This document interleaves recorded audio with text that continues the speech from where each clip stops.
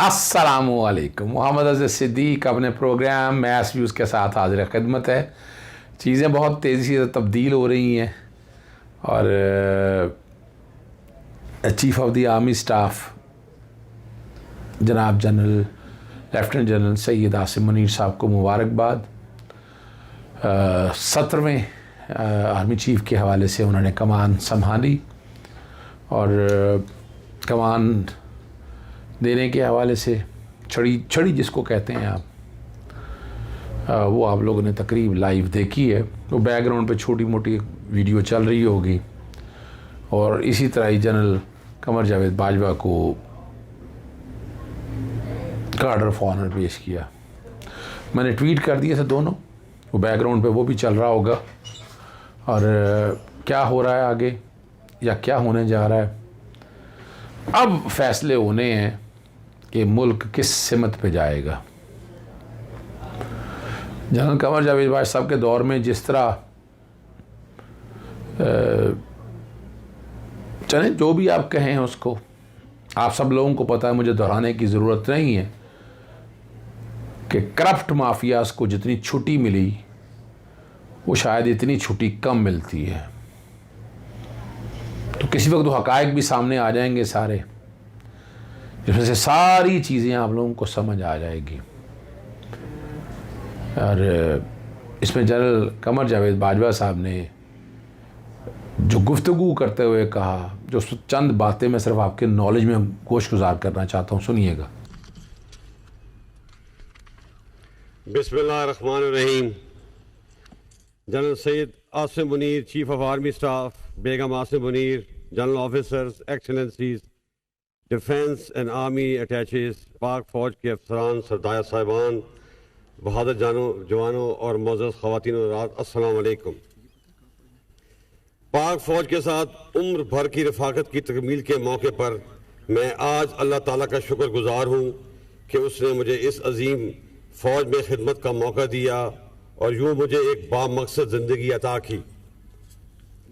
सबसे पहले मैं जनरल सैयद आसिम मुनीर, जो कुछ देर के बाद फ़ौज की कमान बाज़ाब्ता तौर पर संभाल लेंगे, दिल की अथाह गहराइयों से आर्मी चीफ़ के ओहदे पर प्रमोट होने पर मुबारकबाद पेश करता हूँ और उम्मीद करता हूँ कि उनकी प्रमोशन मुल्क और फ़ौज की कामयाबी का बायस बनेगी। मेरी रफ़ाकत जनरल आसिम मुनीर से 24 साल पुरानी है। जनरल आसिम मुनीर एक हाफ़िज़ कुरान होने के अलावा एक बहुत पेशावर, बासलाहियत और आला असूलों के कारबंद अफसर हैं। मुझे पूरा यकीन है कि इनकी क़यादत में फ़ौज कामयाबी के नए मनाजिल अंबूर करेगी और उनकी तैनाती फ़ौज और मुल्क के लिए इंशाअल्लाह बहुत मुस्बत साबित होगी। मुझे खुशी है कि मैं फ़ौज एक मायनाज और काबिल सबूत के हवाले कर रिटायर हो रहा हूँ। मोअज़्ज़ज़ हाज़रीन, आज से 44 साल पहले मेरा फ़ौजी सफ़र शुरू हुआ था जो आज इख्तिताम पसीर हो रहा है। मैं अल्लाह ताला का शुक्रगुज़ार हूँ कि अल्लाह ने मुझे इस बहादुर और अजीम फ़ौज में नौकरी करने का मौका दिया, बल्कि इस मायनाज फ़ौज की कमान का शर्फ भी बख्शा, जो मेरे लिए बड़े एजाज़ की बात है। इस 6 साल दौर में लाइन ऑफ कंट्रोल पर एस्केलेशन हो या मुल्क के मुख्तलिफ इलाकों में दहशत गर्दी, लॉ एंड ऑर्डर की चैलेंजेस हों या कुदरती आफात का मुकाबला, इस फ़ौज ने हमेशा मेरी आवाज़ पर लब्बैक कहा और जहां मैंने इनसे पसीना मांगा, इन्होंने मुझे खून दिया। इन्हीं कुर्बानियों की वजह से पाकिस्तान आज अमन का गवारा है। हमारी सपा की कुर्बानियों का एतराफ़ हमारे दोस्त और दुश्मन दोनों करते हैं। मुझे अपनी फ़ौज पे फ़ख्र है जो इतने कम वसाइल के बावजूद सेशन की बर्फ पोश पहाड़ों से लेकर थर के सराहों तक मुल्क की जोग्राफियाई सरहदों की हिफाजत करती है। ये फ़ौज लसानियत, रंग नस्ल और मज़हब के तफरीक से बालातर होकर मुल्क के चप्पे चप्पे का दिफा करती है। मुझे यकीन है कि आने वाले वक्त में भी ये फ़ौज जनरल आसिम मुनीर की ज़ेर क़यादत इससे बढ़कर मुल्क की खिदमत और दिफा करेगी। मोअज़्ज़ज़ हाज़रीन, इस मौके पर मैं अपनी पेरेंट यूनिट यानी 16 बलोच रेजिमेंट, जो कि आज मुझे सलामी दे रही है, का भी नहायत मशकूर हूँ, क्योंकि मुझे इस मकाम पर पहुँचाने में मेरी यूनिट का भी कलीदी किरदार रहा है। मैं इनको सलाम पेश करता हूँ। जैसे कि जनरल डगलस मैकार्थर ने कहा था, old soldiers don't die, they just fade away. तो मैं भी अनकरीब गुलामी में चला जाऊंगा, लेकिन मेरा रूहानी राब्ता हमेशा फौज से कायम रहेगा। जब फौज को कामयाबी हासिल होगी तो मुझे खुशी होगी, लेकिन जब फौज पर मुश्किल वक्त आएगा तो ये यकीन रखिए कि मेरी दुआएं आपके साथ होंगी। आखिर में मैं जनरल आसिम मुनीर और पाक फौज की कामयाबी के लिए दुआ गो हूँ। अल्लाह ताला आपका हामी और नासिर हो। पाक फौज जिंदाबाद, पाकिस्तान पाइंदाबाद। जनरल कमर जावेद बाजवा ने कहा कि बतौर आर्मी चीफ मुल्क व कौम के लिए जो हो सकता था किया है, मुतमिन हूँ।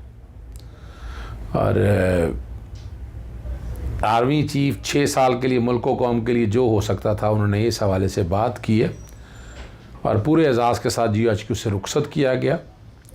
Chairman joint of staff committee general Sahir Shamshad Mirza ने general chief army chief general Syed Asim Munir, Pak फ़िज़ाइया के सरबराह air marshal Zaheer Ahmed Babar, DG/ISI Nadeem Anjum और दीगर आला अफसरान जो है ना वो इस मौके पर मौजूद थे।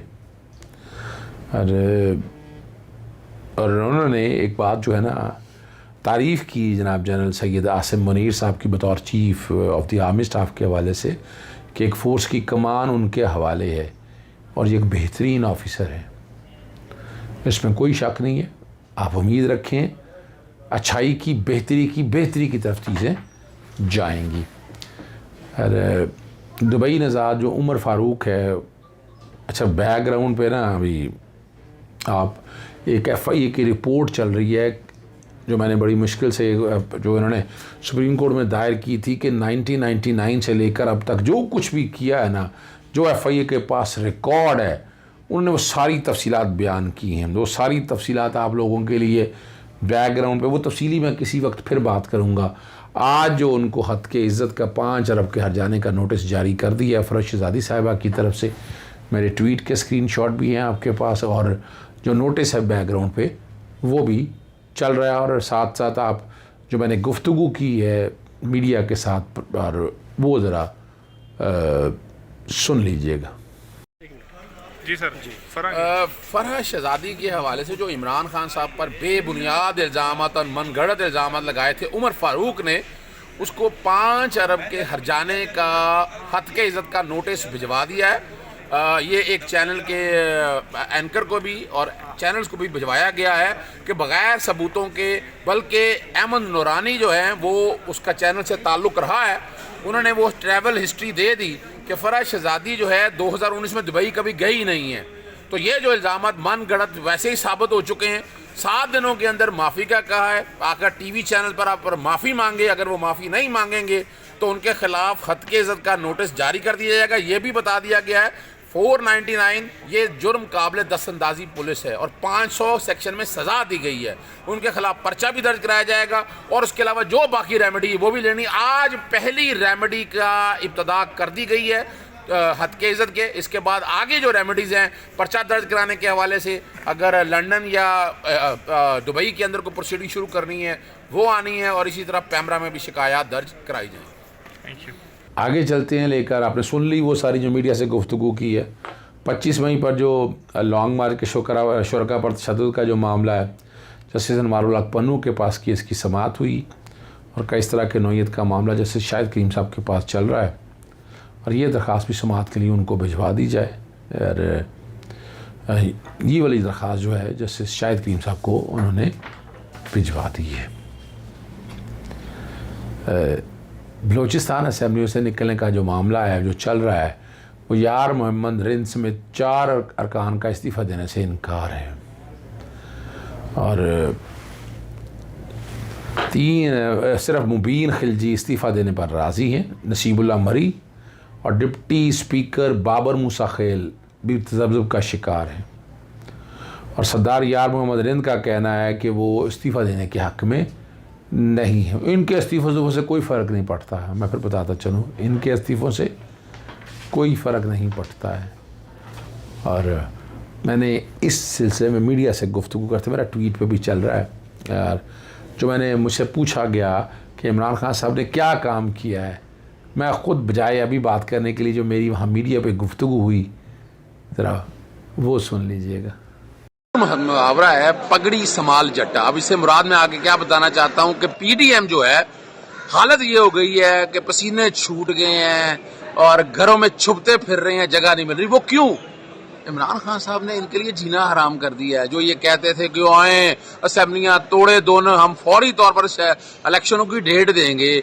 अभी तो सिर्फ यही कहा इस्तीफे देने का, अभी तो इलेक्शन असेंबलियां तहरीर करने का अभी एक दिन पहले कहा है। रात 104 बुखार सुन रहा था मैं, शहबाज शरीफ को हो गया हुआ है और मौलाना फजलुर रहमान दिमागी तौर पर बहुत मुतासर हुए हैं। अब ये बच नहीं सकते हैं। बड़ी सीधी सी बात आ चुकी है। दोनों सूबाई असेंबलियां तहलील और उसके बाद मेजॉरिटी में आपको ये मिड टर्म इलेक्शन ही होंगे, जनरल इलेक्शन होने हैं। तो मर्द बने, आगे आए, डर क्यों रहे हैं? अब सूबाई असेंबलियां तहलील होने से पहले जनरल इलेक्शन ही ऐलान कर दें, पता चलेगा कि आप शेर हैं और वाकई शेर हैं, और आकर मुकाबला करें। उम्मीद है कि शायद आप लोगों को समझ आ जाए कि कौम जाग चुकी है, कौम आपकी इस तरह की गीदड़ भक्तियों में नहीं आने वाली है। फौरी इलेक्शन का ऐलान करें। अब आखिर में आपको ले चलते हैं। मैंने अभी जो गवर्नर राज और बाकी जो है ना, उसके मैं सुबह के प्रोग्राम में बात करूंगा। पंजाब इक़्तिदार के ख्वाब देखने वालों के पास नंबर ही पूरे नहीं हैं। ये कौन कह रहे हैं? ये वज़ीर आला पंजाब कह रहे हैं। और मुबारकबाद दी नए chief of the army staff को उन्होंने, और उनका इंतहाई काबिल सोल्जर है। नए सिपह सलाह की क़यादत में पाक फ़ौज अपनी कामरानियों के सिलसिले मज़ीद आगे बढ़ेंगे। और कमर जावेद बाजवा साहब को भी उन्होंने तारीफ़ की। उन्होंने कहा जी तारीख साज किरदार अदा किया। इमरान खान साहब का उन्होंने कहा है कि वो उनके लीडर हैं और साथ हैं। मुल्क की मईशत का जनाजा निकाल दिया। मुल्क बचाने का नारा लगाने वालों ने पाकिस्तान को तबाही के दहाने पर खड़ा कर दिया है। अब यहाँ आपने देख लिया कि चौधरी परवेज़ इलाही भी जो हैं बड़ी वजाहत के साथ खड़े हैं। जुमेरात वाले दिन पाकिस्तान तहरीक इंसाफ जो है वो आज़म सवाती या बाकी मामलात में सुप्रीम कोर्ट रजिस्ट्री लाहौर जाने का इरादा वो रखते हैं। और एक बात तो बड़ी वजाहत के साथ बेहतर है, और ये पाकिस्तान तहरीक इंसाफ खुल के कहती है कि जिनको गोलियां लगी वो कौम में मौजूद हैं, और जिनके प्लेलेट्स कम हुए वो यहाँ से निकल चुके हैं। अभी इजाज़त चाहता हूँ। अस्सलाम वालेकुम, अल्लाह हाफ़िज़। पाकिस्तान जिंदाबाद।